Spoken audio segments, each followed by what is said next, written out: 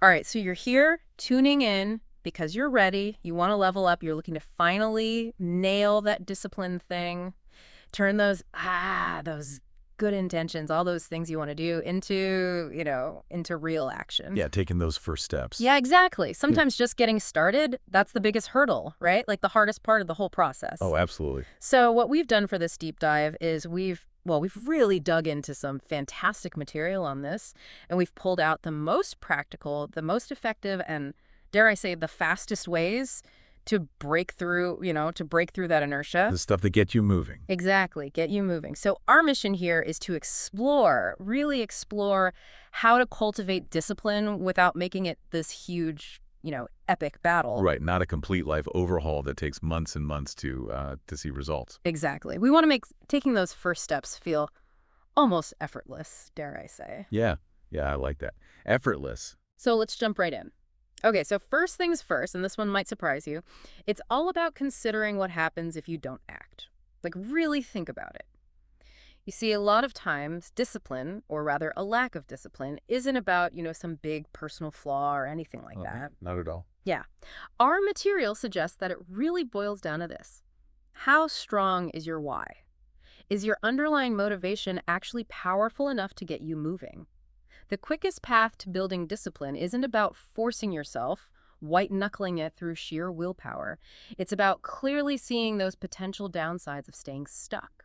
Yeah, that's an interesting way to frame it. It's kind of like flipping the script, right? Okay. Instead of getting overwhelmed by how hard we think it'll be to take action, we look at how much it might hurt to stay exactly where we are. Right, exactly. And the material we looked at had some pretty powerful examples. I mean, imagine staying in a job you absolutely hate for the next 10 years, all because you didn't take that first step towards, I don't know, that business idea you have tucked away. Right. Or what about this, developing serious health issues down the line that you could have completely avoided if you had prioritized your well-being a little sooner. Right, absolutely. And, it's not always these dramatic scenarios either. No. Our material points out some more subtle ways your potential can just kind of, slowly erode away if you're not careful. Hmm. So, for instance, if you're neglecting personal growth, you might end up repeating the same patterns in your relationships, your career, in your own development, just kind of stuck in a loop. And that can apply to so many different areas. If you have that entrepreneurial dream and you keep putting off taking action, consistent action every single day, that dream can just fizzle out. Absolutely. And, this actually taps into something really interesting in psychology called loss aversion. Oh, tell me more. Yeah. Is this idea that we as humans, we tend to feel the pain of a loss much more intensely than the pleasure of an equivalent gain. We really hate to lose something. That's fascinating. So, how does this all tie back into building discipline? The source material suggests a pretty powerful exercise. Picture yourself 5 years from now, still in the same exact spot because you didn't act today. What's that like? Oof. That's a bit uncomfortable to think about, isn't it? Yeah, it can be. Imagine that regret, the frustration, the sense of wasted time, the things you never got around to, like learning that language you always talked about. All those possibilities that just sort of slipped away. Yeah, definitely not a pleasant feeling. But, our material suggests that this very discomfort can be a driving force for change. It's like, oh, okay, I really don't want that to happen. Exactly. It's a powerful motivator. The recommendation here is to actually write down what that personal cost of inaction looks like for you. Oh, interesting. Yeah. Put in a statement, something like, if I don't take action on this, my future will likely look like this. Yeah. It helps make those potential consequences much more concrete, much harder to ignore. They're right there in front of you. I love that. It's like, oh, I can't just sweep this under the rug anymore. It's staring me in the face. Exactly, yeah. Okay, so for everyone listening, I want you to pause for a second and really ask yourself this. In that area of your life where you've been putting things off, can you honestly afford the cost of inaction? What will you miss out on? Really let that question sink in. It might just spark the motivation you need to get moving. Yeah, great point. And speaking of getting moving, let's talk about a major roadblock we all face: overthinking. Oh, yeah. The dreaded overthinking. Our sources describe it like being stuck in quicksand. The more you struggle, the more you get caught up in those thoughts, replaying scenarios, analyzing every single angle, doubting every decision, the deeper you seem to sink. It's like paralysis by analysis, right? Precisely. You want to start something, but then your mind races with all these what ifs and doubts start to creep in, and suddenly you're frozen. You can't take that first step. It happens to the best of us. But here's the thing. The material we've explored offers a really powerful antidote to this overthinking trap. Okay, I'm all ears. Tell me more. It's all about immediate action. Immediate action. Just do it. Yeah, pretty much. Yeah. The idea is that action is the primary language your brain truly understands. Interesting. Yeah, when you actually do something, when you take that step, any step, you're giving your brain something real to focus on. It's not lost in that fog of hypotheticals anymore, all those endless what ifs. There's a concrete event to latch onto, to process, and this creates momentum.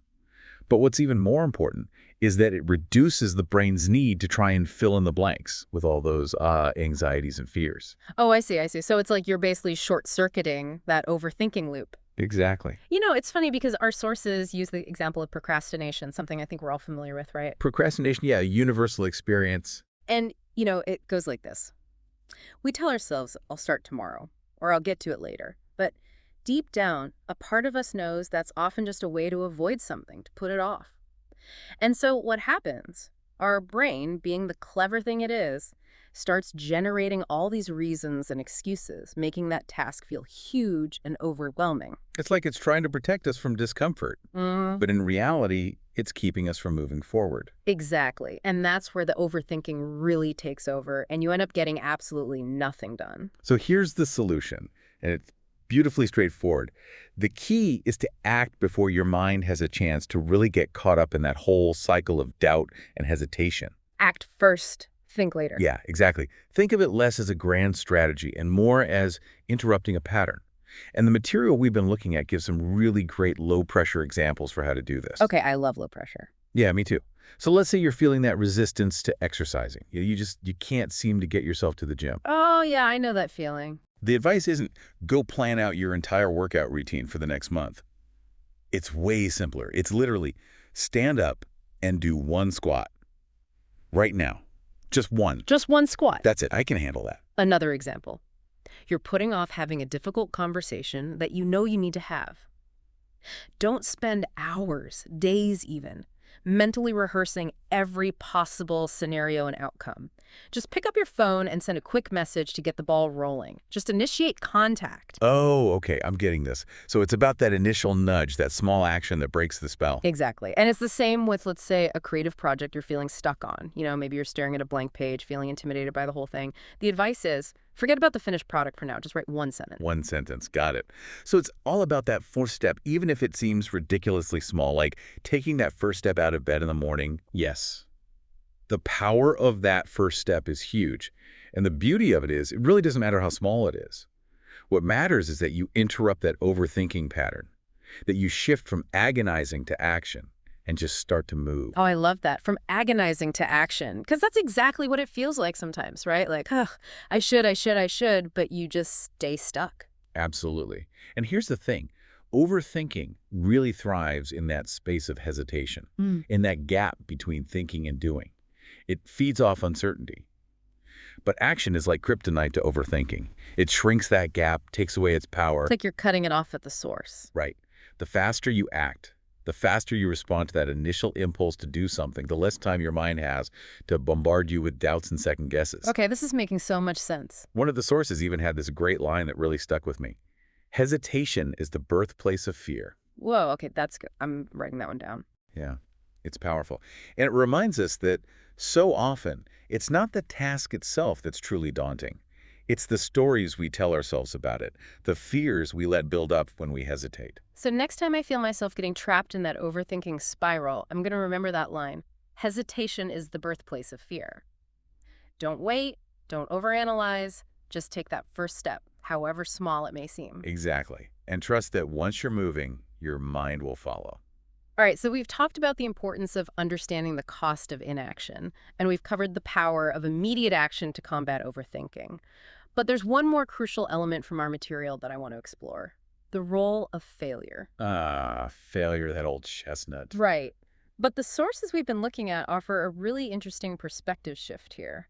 They actually suggest that failure isn't the opposite of success at all. It's not the end of the story. No, instead, it's an integral part of the process. Yeah, part of the journey. Think about the stories of so many successful entrepreneurs. I mean, they're often filled with tales of setbacks, of things not working out the way they expected. Oh, absolutely. Mistakes, wrong turns, pivots, you name it. It's all part of the game. And the difference, the crucial difference, isn't that they never encountered failure, but it's how they responded to it. Their mindset around it. Exactly. They didn't let it stop them. Our sources emphasize that individuals who ultimately achieve success, they actually view failure as a valuable learning opportunity. They almost embrace it. Yeah, it's not about avoiding failure. It's about using it to your advantage. Okay, so how do we do that? How do we actually shift our thinking about failure in that way? Well, the material suggests that every mistake, every setback offers valuable data. It prompts you to ask yourself some important questions. Okay, like what? Well, for example, what did this experience teach me that I didn't know before? Did I need a different approach or strategy? Did I rush into things without adequately preparing? Did I learn something new about the situation or the people involved?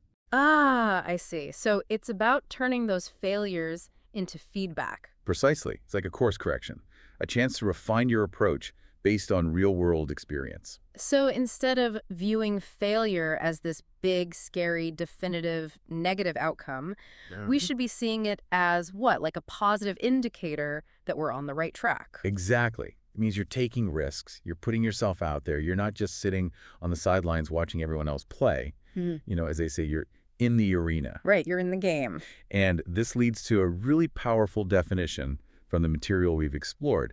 The only real failure is giving up before you've had the chance to extract those crucial lessons that will ultimately contribute to your success. It's about seeing those setbacks not as the end, but as stepping stones. Yeah, exactly.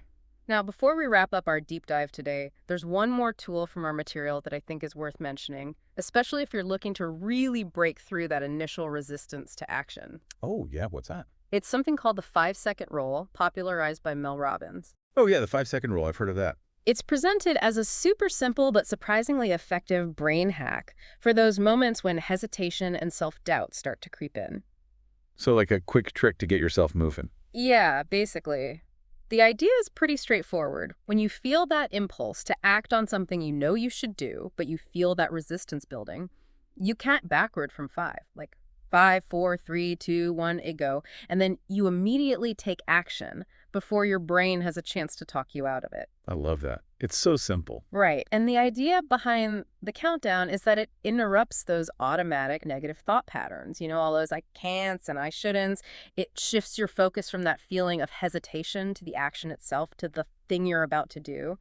And some research suggests that it even briefly engages your prefrontal cortex, the part of your brain involved in decision-making and impulse control. So it's like you're giving your brain a little boost in the right direction. Exactly. And the cool thing is, you can apply it to all sorts of things, from everyday stuff to bigger goals, like getting out of bed when the alarm goes off, finally starting that project you've been putting off, getting yourself to the gym, even having that difficult conversation we talked about earlier. It's really about breaking through procrastination and building discipline through that quick, decisive action. It's like a mini workout for your willpower muscle. Yeah, exactly. And if the ideas we've been discussing today have resonated with you, I highly recommend checking out Mel Robbins' work and diving a bit deeper into the 5-second rule. Yeah, it's a great tool to have in your back pocket. Okay, so let's take a moment to summarize everything we've covered today. We started by talking about the power of understanding the real cost of your inaction, of what you stand to lose if you don't take action. Right. And then we moved into the importance of immediate action, of acting before your mind has a chance to trap you in that cycle of overthinking and hesitation. And finally, we talked about shifting our perspective on failure, seeing it not as a defeat, but as valuable feedback, a chance to learn and improve. And throughout it all, the message is that building discipline doesn't have to be this epic, exhausting uphill battle. It's really about these practical shifts in how you view things, how you approach those crucial moments of decision and action. All right, so to wrap things up, I want to leave you with a final thought, something to really chew on. I want you to think about one area in your life, just one, where you've been putting things off, where you know you want to make a change but haven't quite gotten started yet. Yeah, pick one specific thing. Ask yourself, what's the real cost of inaction in this area? What are you potentially missing out on? And what's one tiny, ridiculously easy step you could take right now, today, to interrupt that overthinking cycle and get things moving, even if it's just for 5 seconds? Thanks for taking this deep dive with us.